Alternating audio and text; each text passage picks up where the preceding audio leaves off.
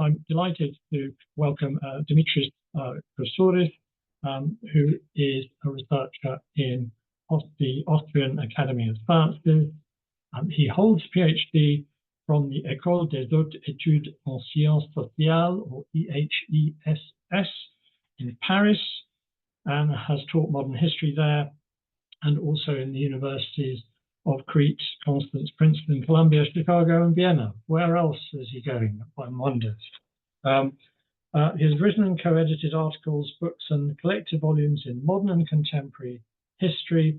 His recent publications include The Catholic Communities of the Aegean Archipelago during the Greek Revolution, 1821 to 1830. And it is on this topic that we look forward to hearing from Dimitris this evening.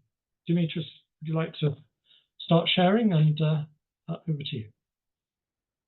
Thank you. First of all, I would like to thank you so much for the invitation and this wonderful opportunity to present my research to your distinguished community. The Catholics of the islands of the Greek archipelago, or the Aegean archipelago, I would better say, represent a rather omitted subject in the story of the Greek War of Independence. I have been working the last 5-6 years on a research that will be soon published by Berghahn Books, like this year, at the end of this year, with the title The Island of the Pope, Catholics in the Aegean Archipelago Between Empire and Nation State. And my purpose here will be to present some of my main working hypotheses that derive from the sources that I saw, sources that have remained largely unexplored and unexploited so far for scholarly research. Before going on, I would like first to situate who were, those Latins in space and give some context. So the Latins of the Aegean archipelago do not coincide with the Eastern Christians and like the ancient churches of the Eastern Christianity, like Melkites, Chaldeans, Maronites, and so on, that are in the Middle East. They were Latins, that is to say, they were Catholic communities that still used the Latin rite as well as the Latin language in their mass for centuries. The main communities of which we will be talking about were the communities on 4 Cycladic islands, Inos, Syros, Naxos, and Santorin, as well as Chios, and of course, within, in their connections with the main centers and the Levantine hubs in Smyrna and Constantinople during the whole early modern period. As the networks of the Vatican were also used by the island Catholics, archival evidence in church archives in Rome, in the Aegean Islands, in Greece and Turkey, regarding the religious life of those Latins in the Ottoman Empire, helps us better distinguish their position in a changing context. My research draws on secondary literature, of course, and published sources, but also from unpublished archival resources from, you see this slide, the Catholic Diocese of Syros and Naxos Tinos, as well as the archives of the Propaganda Fide, the Holy Congregation for the Propagation of Faith, the Vatican Apostolic Archives, and the French and Austrian Foreign Ministry archives. These are part of the source for the research of Catholicism in the Levant. I have prepared this slide with a bit more hints on the available resources concerning the Catholicism in the Ottoman Empire. Documents held in the Vatican archives and the regional church archives include various types of contractual material, wills, dowry contracts, and so on, as well as mainly the correspondence of the local hierarchy with the Holy See and the European powers, particularly France, which had an active role in the protection of the Catholics, as well as direct exchanges, sometimes with local priests and members of the flock. The petitions and reports of the local clergy to the secular authorities and to their bishop reveal the emotions and attitudes of the Catholic islanders, as well as the economic, political, and cultural networks that conditioned their identity within the broader Ottoman context. The revolution and the formation of the first modern Greek state and the subsequent establishment of political, administrative, and judicial authorities in the islands offer an instructive view to the broader transformations of the time, as well as to the various conflicts between locals and newcomers, or Catholics and Orthodox, but also amongst Catholics themselves. Taking the Ottoman context as a starting point, I will present now at the first place the transformations of the distinct Greek or Roman in Rome in the Ottoman context and Latin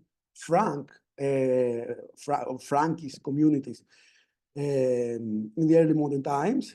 Afterwards, I will present what happened after the outbreak of the Greek Revolution in 1821, the frictions between Greeks and Latins, the efforts of the Greek insurgent government to impose its authority in a twisted process of integration of those communities.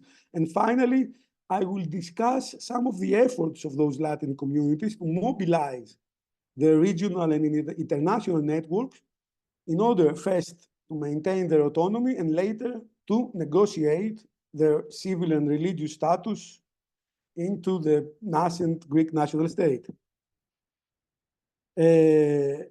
Actually, within 10 years, the Catholic Latin communities of the Aegean ceased to exist as such and were rebranded Greeks of the Western Church. The transition from an imperial setting and overlapping forms of extraterritorial sovereignty towards a territorial conception of sovereignty was in tune with a new national setting that was about to take shape. The story of the creation of a new Christian state and the making of a new political but also symbolic frontier between Europe and the Orient transformed the archipelago into a huge contact zone between different cultures and religions, and transformed especially Syros, we will see why, into a major hub for the circulation of political ideas of revolution and counter-revolution in the Ottoman level. Exploring the dialectics of connectedness and isolation of those communities involves inevitably a discussion of the hybrid, half European and half Oriental Latin or Levantine identities. These issues would provide a canvas upon which unfolds the process of their incorporation into the new national state. So, a few words about the Ottoman context. Since the Ottoman conquest, in the late 16th century, Catholics lived as ethno-religious minorities in Ottoman cities or in the islands of the archipelago and other enclaves of the empire. However, the Catholic Church and hierarchy was soon to be recognized by the Ottoman administration, and the status of the Catholic population would soon evolve, taking advantage of the capitulations between Western, particularly the French sovereign, and the Sultan. Throughout the 17th century, protection from a Western Christian sovereign gradually expanded to include often consuls or members of the local oligarchies and their translators, reducing sometimes the active role and the actual presence of the Ottomans in the Cyclades, and thus strengthening their autonomy. Ben Slot, in his Archipelagus Troubatus, states a process of gradual Hellenization in the early Ottoman period. Indeed, the Ecumenical Patriarchate of Constantinople exploited its position within the Ottoman administration, and the antagonisms between the Sultan and Venice in order to gain ground in the former Frankish colonial outpost that had it's a process that has been described as an informal but steady and effective Orthodox reconquest of the archipelago. The partial Hellenization of Andros in the mid-16th century and the distractions of the Catholic of Chios during the war between the Ottomans and the Holy League in 1694 are some of the most remarkable cases in a religious rivalry that involve diverse material as well as ideological stakes. The arrest and execution of the Bishop of Syra, Karga, in the beginnings of the 17th century was allegedly also an early manifestation of the rivalry between Orthodox and Catholic Church in the Ottoman Levant. Following recent research on the subject, we could say that since the mid-16th century, the Aegean archipelago belonged, on one hand, to the well-protected domains of the Ottoman White Sea, described as a gradient of maritime sovereignty as one moves southwards, away from the Strait of Dardanelles. The region was never fully under Ottoman sovereignty, as Nicolas Vatin affirms, not because the Ottoman government did not care, but in the sense that the Sultan himself was aware of the limits of the control he could exercise on those islands. In this variable geography, as a partially territorialized maritime space, Syra was situated south of Syra, and the other, like Cyclades, were situated south of the line Andros-Kos that defined the limits of the White Sea region, like the Mediterranean region, upon which the Ottomans had straightforward territorial claims, at least after the end of the 17th century. So the archipelago was a buffer zone where the port did collect taxes and occasionally dispatched beys or cadis, judges, but had no pretension of control over the navigation along the crooked and dangerous sea routes. The shared or gradient layers of sovereignty in the maritime space were also visible in the insular territories as protection was gradually extended and partially commercialized during the 18th century, generating various forms of extraterritoriality. Now, from a linguistic point of view, early modern insular societies were composed by a native, usually Greek Orthodox peasantry, along with the local clergy, landowners, ship captains, and merchants. And they were societies marked by their multilingual character.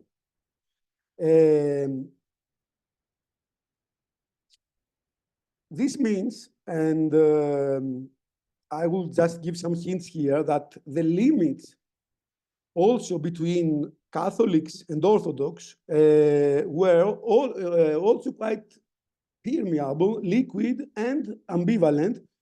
A series of double altar churches, especially in Tinos, where there was the biggest community co-existing with a big Orthodox community, are today, up until today, examples of this coexistence and of the blurred boundaries between the two communities. There is a recent work of Cesare Santos, Tradizioni Necessarie, on the various forms of syncretism in the Levant. I'm not going to expand more about it. Maybe we will have some time to discuss about it in the discussion afterwards.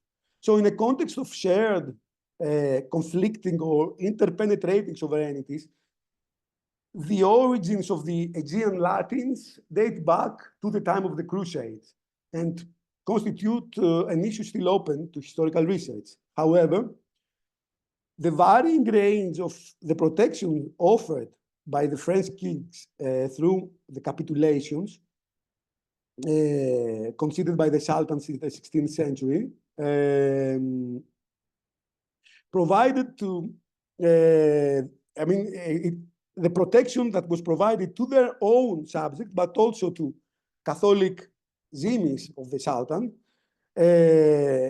So subjects of the empire indicate a cultural contact with France that went beyond a formal protection of the cult, involving various aspects of acculturation. According to De La Roca, to Abbe de la Roca, a monk who lived at the end of the 18th century in Syros and wrote a treatise on the beekeeping in the island.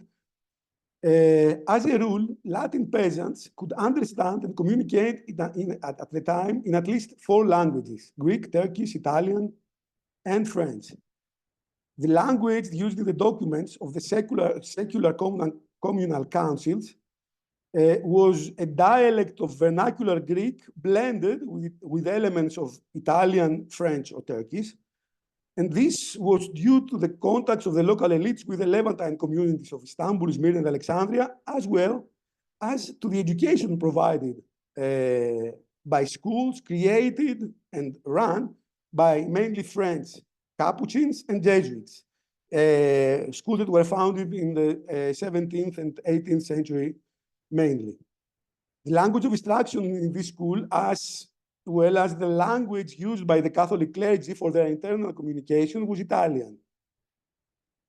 So during the 18th century, members of the local elites were invested with the office of vice consuls of France, and French monks followed many times a path of assimilation with the local culture.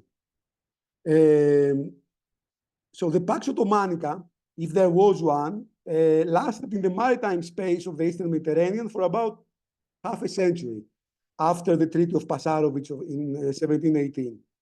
The Russian-Ottoman War of 1768-1774 and the Russian naval campaign under Count Orlov added a new player in the de facto state of shared sovereignty in the Aegean. That conflict was not only marked by Russian occupation of the Cyclades, but also by the Treaty of Küçükaynaçam, which gave the Tsar the status of protector of the Orthodox subjects of the Sultan. Thus, the gradual withdrawal of the Serenissima from the Eastern Mediterranean further destabilized the region rather than bringing an Ottoman takeover in the space left vacant, bringing new actors and new antagonism in a state of shared or competing sovereignties over the maritime space. The pressures exerted by the Orthodox Church in combination with the upheavals of the French Revolution were among the factors that contributed to the gradual decline of Catholicism in the archipelago in the 18th century. In 1819, the Propaganda Fide charged the Bishop of Chios, Saverio Dracopoli, to make an apostolic visit to all the dioceses of the archipelago, on the basis of which he wrote a report 10 months later, in March 1820, on the causes contributing to the decline, diminishing, and dissolution of Catholicism in the islands of the archipelago. Among the reasons highlighted by the Bishop of Chios was the animosity and enmity of the Eastern schismatics, as well as the pressures exercised by the Orthodox majority. On this subject, Dracopoli emphasized the fact that the Pod conceded to the Greek schismatics the authority to govern and supervise themselves according to their own laws and customs.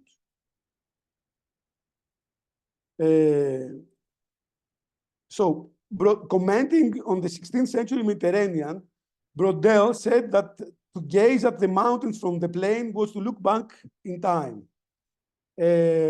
In the same sense, the dialectics between internal stability of the local communities and the transformation of the overall context in the region was quite complex. The insular communities of the Aegean presented a rather invariable structure of the local rural community, relatively isolated from its surroundings, that went hand in hand with accrued social mobility, and the development of a commercial bourgeoisie associated with the Levantine communities of Istanbul and Smyrna, mainly. This was probably among the first effects of the retreat of French trade from the Eastern Mediterranean after the naval blockade imposed to France by the British. Orthodox merchants, mainly islanders of Hydra, Spetses, and Psara, took over the trade routes left vacant during the wars of the French Revolution and the Napoleonic War, accumulating significant amounts of wealth in a brief period of time. As a result, the network of French consular agents shrunk drastically. Hence, in the first years after 1815, the French policy was focused on an effort to protect and reinforce its existing position and re-establish its recently lost bases. This letter, written by the General Consul Pierre David, the French General Consul in Smyrna, to his superior Chateaubriand as a foreign minister at the time, concerning the Greekness or Frenchness or Turkishness of the island of Syra, is quite representative of the concerns of the French diplomacy in the region at that time. We will have the opportunity to talk a little bit more about it afterwards.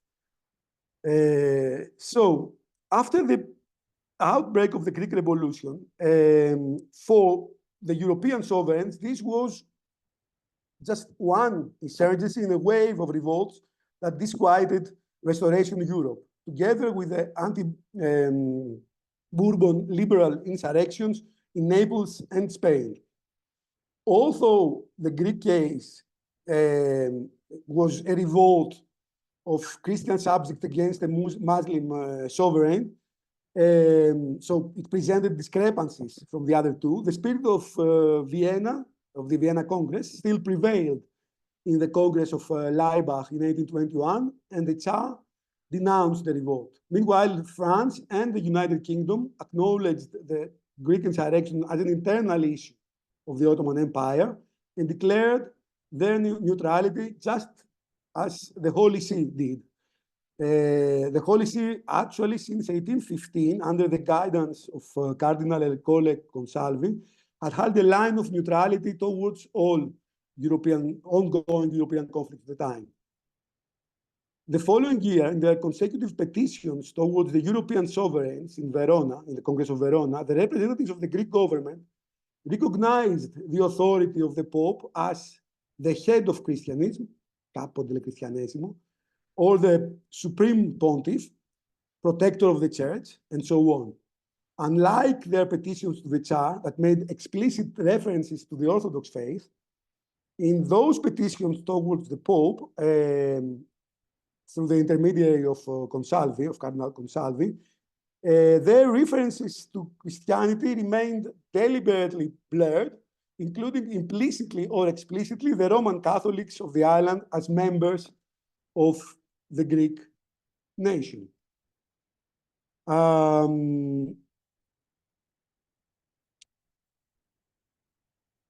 Following the policies of France and the Holy See, all Latin communities of the archipelago declared in spring 1821 their neutrality towards the conflict between Greeks and Turks, as they said in their declarations. This attitude, like the reticence of many Orthodox notables to join the revolution at the time, was based on the anticipation of an imminent Ottoman counteroffensive that would prevent the insurrection from producing any permanent political outcome, if anything not beyond Peloponnese. This prospect led to the various representatives of the archipelago Catholics from early on to the adoption of a realistic wait-and-see approach in an attempt to maintain their semi-autonomous, tributary, and extraterritorial legal status. In practice, this meant that since the summer of 1821 already, in order to avoid taxation, first of all, and refusing representation in the Greek assemblies, national assemblies. Bishops and notables, including local vice consuls, appealed to the French protection, raising occasionally the French flag on top of their churches. Those reactions, together with some acts of liberations of Ottoman prisoners, irritated the insurgents, triggering tensions between Catholic and Orthodox, especially where the two communities coexisted, that is in Tinos, Naxos, and Santorini. However, as the relationships with the Catholics influenced directly their communication with the Vatican and the European powers, the Greek revolutionary government showed a rapprochement from the very beginning. The first appeal to the Latins were addressed to Western Christians, compatriots, despite all the local tensions.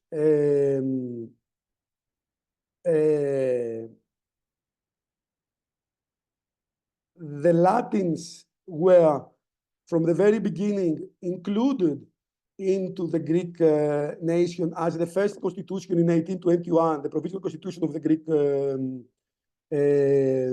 assembly, recognized as citizens all inhabitants of Greece who believed in Jesus Christ. And from that point on, they were always addressed as Greeks, Hellenes, actually, of the Western Church. So recognizing a confessional, but not a political or ethnic status to the Catholics, the insurgents solicited first the collaboration of the Archbishop of Naxos and then the other local bishops. Fearing possible Ottoman reprisals, the latter tried to buy some time in order to receive instructions from the French ambassador in Constantinople. The same line was followed by all the other communities, Catholics and Orthodox alike. Until mid-1822, even the Orthodox communities of the archipelago, apart from the three naval islands, had officially or unofficially refused to join the insurrection. Not surprisingly, what was concretely at stake there was a conflict between a national territorial and an imperial extraterritorial conception of state sovereignty. And the concrete stakes was taxation, especially in what concerns church properties.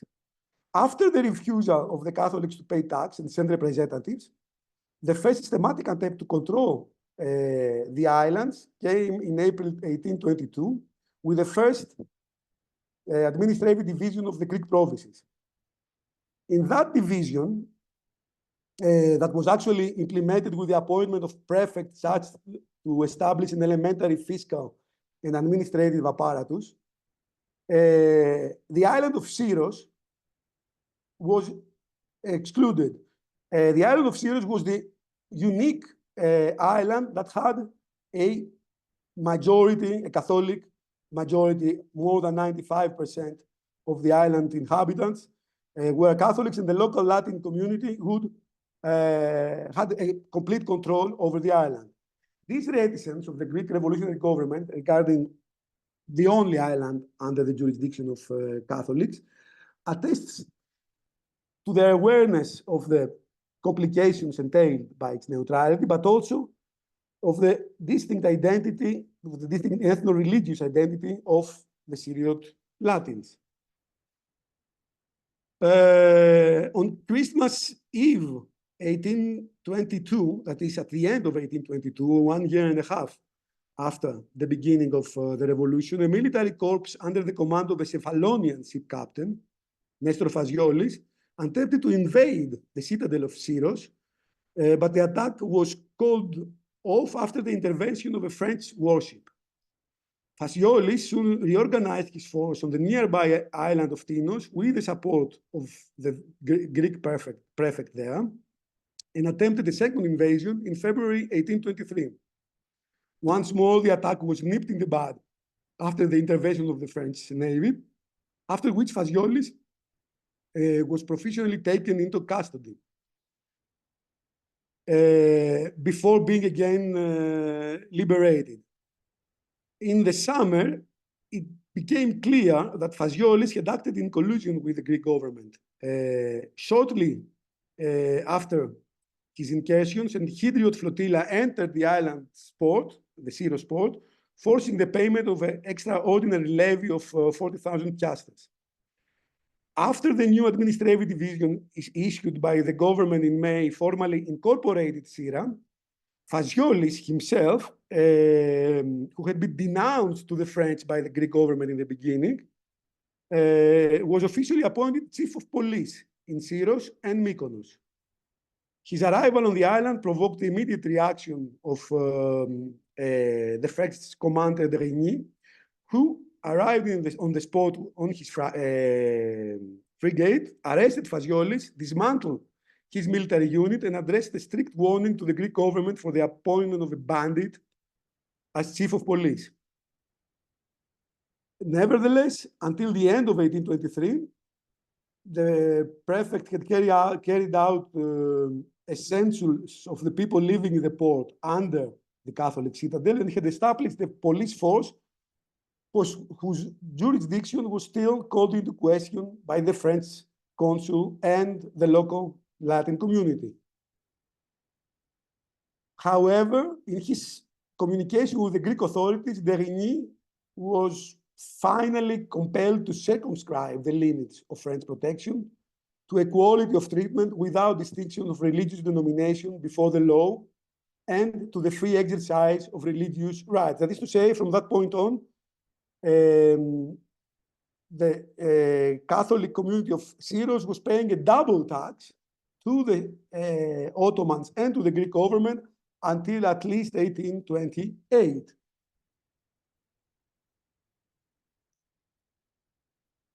The declared neutrality and effective allegiance to the Sublime Porte, as expressed in the payment of the yearly tribute to the Ottoman government, raised more suspicions among the Greek insurgents towards the Archipelago Latins, and especially against those of Syros who had the control of the entire island. The existence of a neutral territory where merchants of all nations, including Greeks and Turks, could trade untroubled by the turbulences of war was soon to transform the shore of the island into the major trade hub of the Aegean archipelago. So here I have translated one paragraph describing this new situation by Henri Lauvergne. A huge city suddenly rose up on arid hillsides already towards the end of 1825. People were still fighting over a few meters of land to build a small house. The unfortunate of all classes, the victim of the cruelty of the Turks, increased the number of new islanders. Now Syros looked like a colony formed by the various inhabitants of the world. It resembled the image of Venice at the time of Crusades. Just to give a number here, already at the end of 1824, around 30,000 of Orthodox refugees, settlers, and merchants had settled one way or another, temporarily or permanently, as it proved later, in Syros, practically taking over an island which had a community of 4,000 to 5,000 people up until that point. So from that point on, Syros became very quickly a hub of all sorts of lucrative activities, including legal trade of wheat and cereal, as well as of luxury products, but also for all sorts of illegal traffic, including piracy booties, counterfeit coins, as well as slaves. Although slave trade was formally forbidden by the Greek constitution, Ottoman captives were exchanged for Greeks, redeemed mainly by the Catholics, or traded in plain sight at the port of Syros until the late 1820s. The regularity of such unlawful transactions, together with the supply of Ottoman fortresses in Euboea and Peloponnese, corroborate that the main purpose of the Orthodox merchants and businessmen in Syros was profit-making rather than patriotism at that time.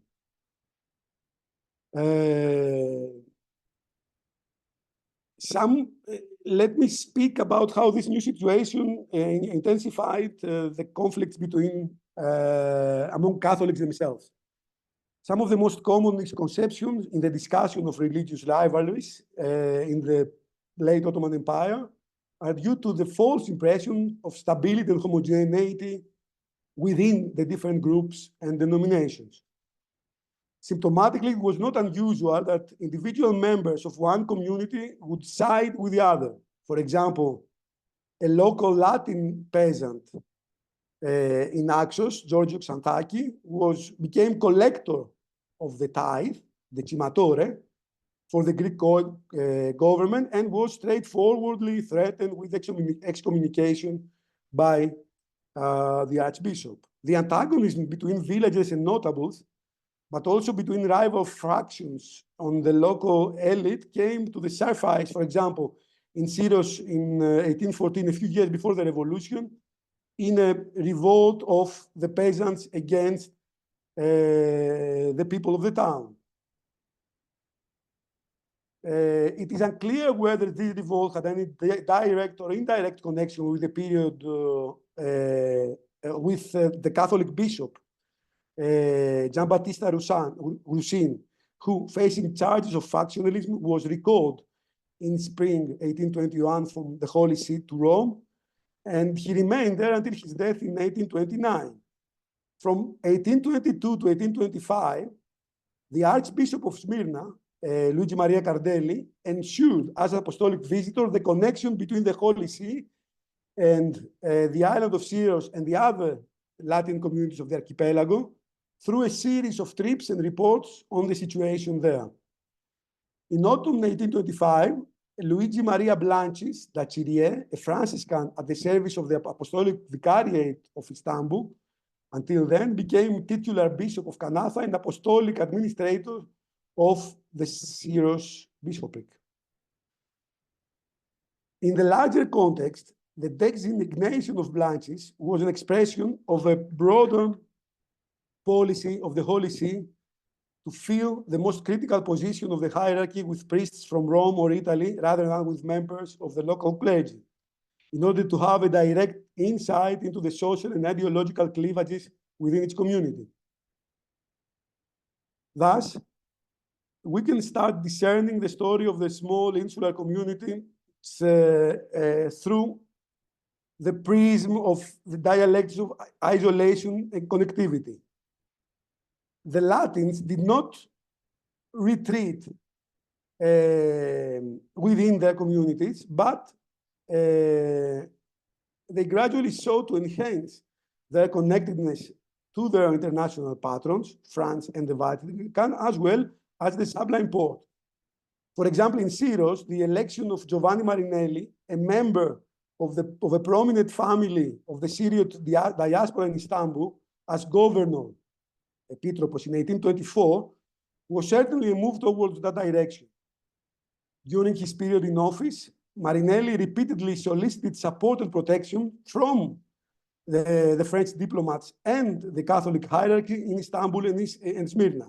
Blanchis himself was at the same time quite prolific in his correspondence, both with the local hierarchy in the islands, as well as with Rome, Istanbul, Smyrna, and Vienna. This is where the Austrian factor comes into play, as Blanchis was already a personal friend of the Austrian Internuncio in Istanbul during his service in the Vicariate of Constantinople. The Austrian involvement was also the result of initiative of the local, of the Catholic Church, who were convinced that the protection provided by France was not sufficient. Amilcare Paolucci was an Italian with a career of service under various sovereigns. And he was the commander of the Austrian squadron sent to the Aegean in 1826. Paolucci got in contact with representatives of the Holy See from the outset of his mission and remained in regular contact with the Archbishop of Smyrna and the Vicar in Istanbul, as well as with the religious and secular authorities of the Catholics in the Aegean. Hence, Paolucci, apart from the persecutions of Greek ships for piracy, for example, but also attacks to French philhellenes, he also intervened to arrest the Greek eparch in Syros in 1826 as a retaliation for an unpaid debt of the Greek government to an Austrian merchant. Now, going to the internal front, Blanchis tried on one side to ease tensions between fractions, and on the other, to limit the points of contact or friction between the two communities by such measures as the strict prohibition of mixed marriages. In his response to the pressures of the embryonic Greek state, after convening for several months with the local clergy and the bishops, and after receiving the approval of the propaganda fide, Blanchis endorsed and upheld the line of maintaining the tax immunity of Catholic church property all through the first years of his tenure, of his service. Now, if the Catholics, the Latins of the archipelago, nursed the belief that the wounds inflicted on them by the war would be short-lived, and that sooner or later they would return to the status quo ante, two events in late 1827 and early 1828 definitely buried that prospect. The first was the complete destruction of the Ottoman fleet in Navarino in October 1827. A series of alarming reports coming to the Vatican in the aftermath of the naval battle reported a widespread panic for possible reprisal among the Levantine communities of Istanbul and Smyrna after the mobilization of Tatar troops by the Sultan. But the end of the illusions was soon to be sealed in the spring of 1828 after the definitive failure of an ill-prepared expedition for the reconquest of Chios, the former inhabitants of which represented half, at least half, more than half, of the Orthodox community in the new town created in the island of Syra, Hermopolis. The question now would rather be the status of the archipelago Catholics within the new state and the new situation that was about to take shape. To review the different plans devised and promoted by the different representatives of the French and the Catholic hierarchy during that in-between period is perhaps the best way to grasp this transition as an Arendtian gap between what is not anymore and what is not yet. People tend to make projections to the future according to their field of experience. This becomes all the more evident in the way Syros first became a parameter of the Holy See's foreign policy already in 1822-23, when, following instructions of the Secretary of State, Cardinal Consalvi, the French Philhellene Captain Jourdan, as representative of the Greek government, entered in negotiations with the Order of the Knights Hospitaller for an alliance against the Sultan that would be sealed with the concession of Syros to the latter and the transformation of the island into a new Gibraltar. Here is the draft text of the treaty the Greek government would sign with the Knights as published by Jourdan himself in 1828. In early 1826, once Blanchis had taken office, he wrote a detailed report on the Catholics of the archipelago in which he supported the transformation of Syros into a free port tributary to the Greek state. In this report, he underlined the distinct Latin community as opposed to the Greek or Hellenic identity of the Greeks. So, as he says in his report, to reach that point, create a free port, it would be enough to make the Allies understand that these small colonies that are begging for protection are not Hellenes, but European Latins, as demonstrated by the family name of each Grimaldi, Giustiniani, Vitali, Rossi, Freri, privilegio, and so on. So protection and recognition of the distinct identity of the local Catholics remained an indispensable parameter for the different scenarios promoted by the Catholic Church all through the 1820s. During the negotiations on the borders of Greece, the newspaper Courrier des Smyrne published a petition from the clergy and notables of Syros to the Holy See, in which they explicitly expressed the wish not to become part of the new Greek state. Although the authenticity of this document has been denied by the Latin community, it nevertheless corresponds to the scenarios discussed and promoted by the Catholic bishops to the representatives of France in the region. By the way, I have found a copy of this declaration also in the archives of the local Catholic diocese in Italian. So, in a later report in 1827, Blanchis enumerated once more the crimes committed by Orthodox settlers against the Catholics and proposed that Syros would obtain a status of similar to that of the Republic of San Marino, autonomous and directly connected to the Holy See. Another year later, in 1828, August 1828, again, Blanchis recounted to the prefect of the Propaganda Fide, Mauro Capellari, who would soon become Pope Gregory XVI, the initiatives he had taken jointly with the Bishop of Tinos in order to promote the establishment of a special status for the Catholic Church and the gathering of all Catholics of the Greek archipelago on one of those islands. Nevertheless, to finish this presentation, all this remained only a paper exercise, since the position and status of Catholics in the new Greek kingdom was finally decided with the Treaty of London of 1830, in which they acquired a status, like an equal religious and civic status, and was finally sealed after all with the coronation of a Catholic king, Otto, the second-born son of the Bavarian monarch Ludwig, 2 years later. Meanwhile, different forms of ethnic and religious violence against Catholics went on all through those years, in the form of land encroachments, straightforward attacks and desecrations of churches and chapels in the countryside, distractions and plundering of the crop, as well as occasional assassinations and gang violence against priests or lay members of those communities.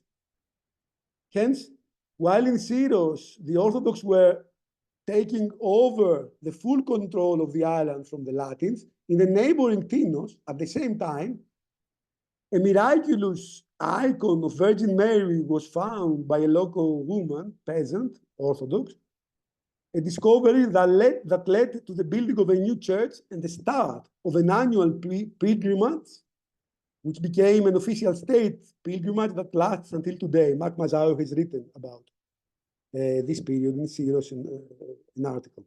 Another report on the situation and the prospects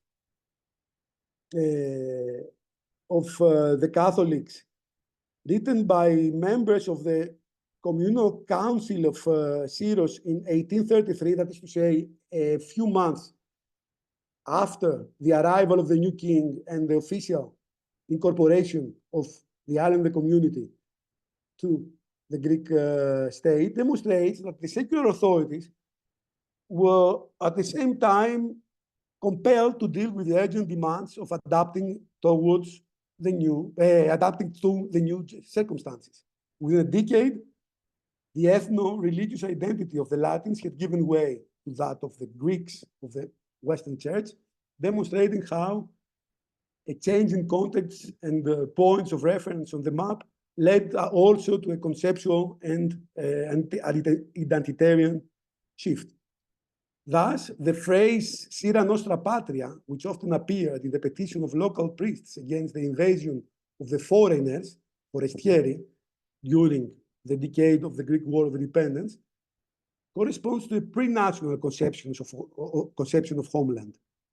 At the same time, the emergence of the notion of the territorial sovereignty of the nation state on a Catholic territory that was a meeting point for merchants, pirates, diplomatic agents, warriors, and adventurers of all kinds, right in the middle of the archipelago, allows us to follow the formation of a new border between Europe and the Ottoman Orient within the magnetic field of revolution and counter-revolution.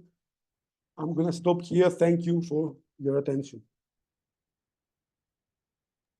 Dimitris, thank you very much indeed for that talk.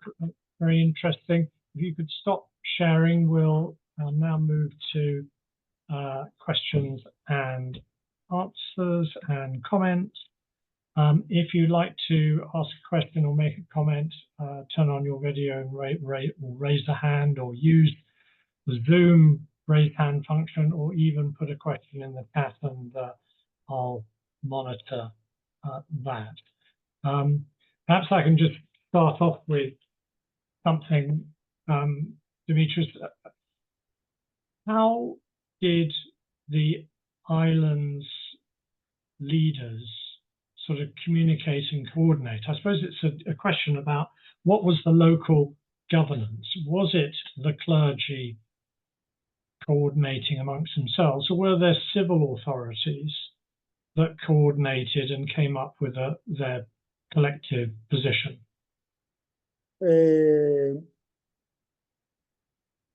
Actually, in what concerns most of the island, it was the secular authorities.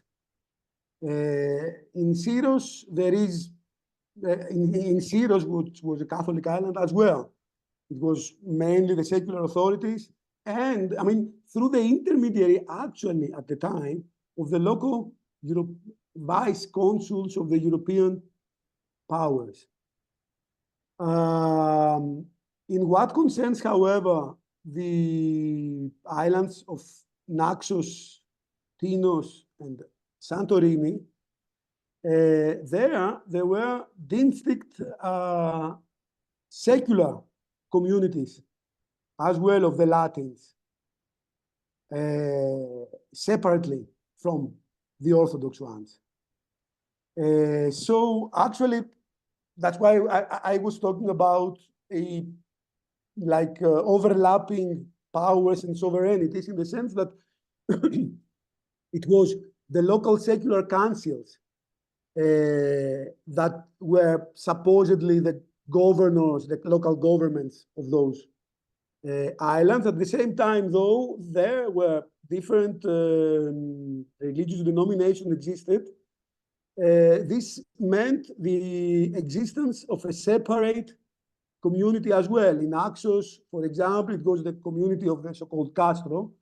So the fortress, the medieval fortress, that was a Latin community, mainly, I mean, the most strictly connected and drawing its roots from the nobility of the Venetian rule of the late medieval and early modern times. In Tinos, which was the most densely populated island, with the biggest community also. I mean, Tinos had 30,000 people of population, of which around 8 to 10 were Catholics and the 2/3 were Orthodox. There existed as well, actually, the Catholic villages and the Orthodox villages. I mean, very few mixed villages. So there you had the local village communities that were somehow coordinated not by a Catholic community of the island, but from the local bishop. And was it more coordinated by the clergy at the beginning in 1821, and then as there was sort of more immigration, and did it then evolve into a more secular approach as there was more growth in population, Orthodox settlers coming in? Actually, indeed, because of the relationship with the French, the thing is that I forgot to mention that the Catholic hierarchy, the religious authorities of those communities, were in direct contact with the French, with the intermediary of the local French vice consuls, and so on. So the line of neutrality, for example, in the beginning, was like announced and like formed by the church hierarchy in concert with the French representatives in the region. With the exception of Syros, always where we had the local community, which was at the same time controlling the island, the land properties, and so on. So on one hand, when we talk about really about clergy, the number of priests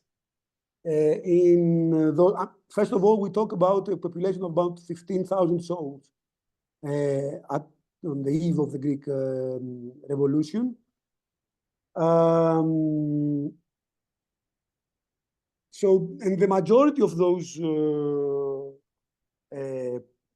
half of those people are in Tinos, 4,000 are in Syros, and the rest in the other two islands.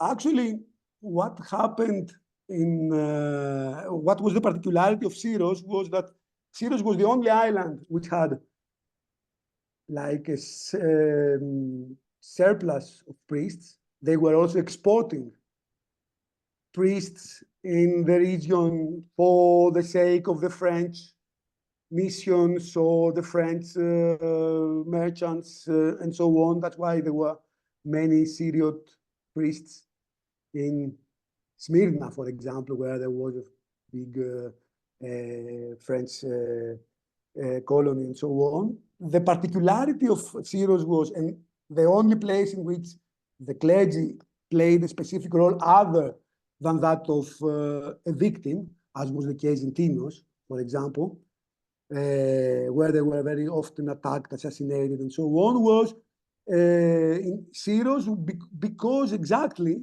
and this is still a question of further investigation, the church was controlling a huge amount of the landed properties, which had been like pious bequests, had been transformed into pious bequests. That is to say, bequests managed and distributed to the local clergy by the bishop. This meant actually, and that's why Syros had so many priests, that each family, or at least among the more like powerful and extended ones, would always have a priest who would be beneficiary of those pious bequests. That's why Syros had a surplus of priests on one hand because of the specific economic function of the Catholic Church there, which explains in a way as well why the Catholic Church could resist the Orthodox reconquest for centuries during the Ottoman period. So, okay, thank you. Let me just check. Does anyone else have a question or comment? Go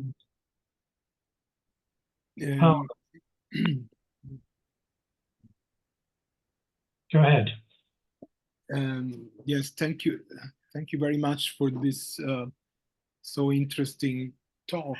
I am mostly an urban architectural historian, so I was curious about this growth, the urban growth in Syros during the years of the revolution. You mentioned a growth from 5,000 to about 30,000. 35,000.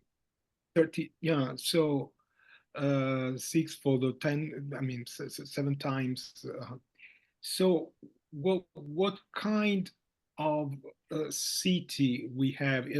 Spontaneous buildings, Ottoman houses of wood, or rather local indigenous architecture? Is this studied? Is the city still, does the city still show this, the marks of this sudden growth? It's an interesting.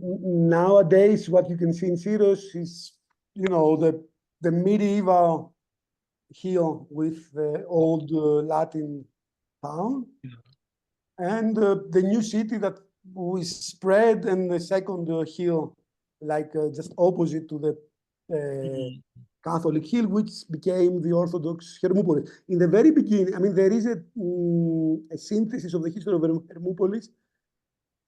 The city, by the way, was named Hermopolis in 1826. So not from the very beginning of the period under question. The first 4 or 5 years of its existence, it was practically a assemblage of barracks, wooden houses, small huts.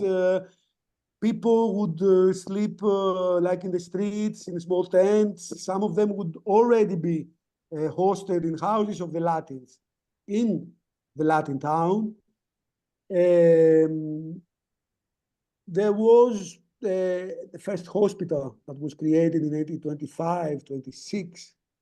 There, what you can see there today is actually the city that was built once Hermopolis became actually the main trade and industrial hub of the new kingdom in the 1840s, 50s, and so on. Symptomatically, by the way, the central square, which is a very nice European style, like paved with marble, stone, and so on, was named after Miaoulis, who was the admiral, the Greek captain who first attacked Syros and I mean the Syros Catholics, and he collected the first tax of the local Latin community. So, sorry. The newcomers, this huge population of newcomers, were mostly Orthodox, or they were mainly, I mean, the people started going to Syros after the first Ottoman reprisals on the Asia Minor coast in late 1821. Those people started like going to different islands, preferring in the beginning Chios and Psara, which were closer to the coast and also more prosperous. That say they offered also possibilities for income or work and so on. And what happens is that after the massacre of Chios in 1822 and then the destruction of Psara in 1824, all those masses of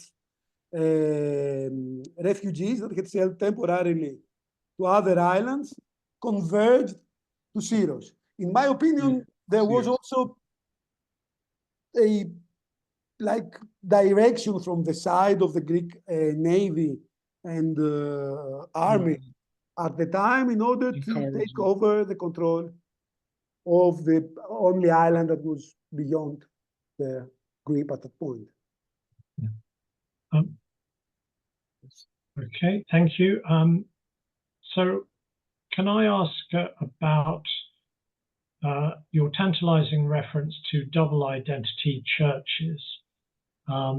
Were these common? It seems that if the communities were in conflict, these are slightly odd things to have developed if there's sort of collaboration through the church. Can you explain a little bit more about what they were, how they originated? Was it limited resources or space? Please expand. So, I would like to say that the antagonism between there was an antagonism between the churches, not between the communities. On the contrary, so there was an effort of the patriarchate and the Orthodox hierarchy, the priests and the clergy and so on, to take over church properties, churches and so on, that had been controlled by the Catholics all through the centuries of the so-called Frankish or like Venetian rule. Those churches, first of all, there were many cases in which within the same family, and I mean without not only the extended family, but also like a nuclear family, there could be people from both denominations. That is to say, most of those churches actually were family chapels that were used by the members of the family at the same time. Most of them date from the late 16th century. So before actually the Council of Trento produces results, so the counter-reform produces results in the way the Catholic Church would manage the coexistence with the Greek Orthodox at the region. So most of them date from 1560s, 70s, 80s until the beginnings of the 17th century. And they did become an object of rivalry, contest, and so on, many of them, in the decades before the Greek Revolution. Obviously, it is a moment in which the Greeks themselves and the Patriarchate intensifies its policy of taking over those properties and churches. That's a very much pre-revolutionary phenomenon. Mm-hmm. Okay, thank you. So last question from me. I mean, so where is your research taking you next? So I think you published a book on this topic, or you have one prepared? I have one in the production. It's the book, The Island of the Pope. That was the denomination, by the way, of Syros during the early modern period. The name is The Island of the Pope, Catholics between Empire, Nation State, 1770, 1830, where it will come out by Bergen Books in the fall, probably, which practically focuses on the case of Syros within the broader context of the archipelago during the 50 years, more or less, before the Greek Revolution. What was the most compelling for me during that period was the distinct ethno-religious identity of those Latins, despite the fact that they were Greek speakers in a large degree, at least. So there is a part of their cultural life which are the Franco-Chiotica books and editions. So books written in Greek language, but using the Latin script. They called Franco-Chiotica, so Frankish Chiot, because they were first used in the early 17th century, for printing at least, by Catholic missionaries and priests from Chios, at least in a more systematic way. There are more than 100 such publications, and a lot of evidence in sense of manuscripts, administrative documents of private or public character, even some works of the so-called Cretan Renaissance literature of the 17th century, which were written in Greek and printed in Greek script. The originals were written, we have found the manuscripts in Venice or in the Greek National Library. They're still kept there. They're written by Hortatis, for example, in Latin script. So there is a discussion all through the 18th century concerning what is Greekness and in which degree can the Greek language be written in the Greek script, or is the Latin script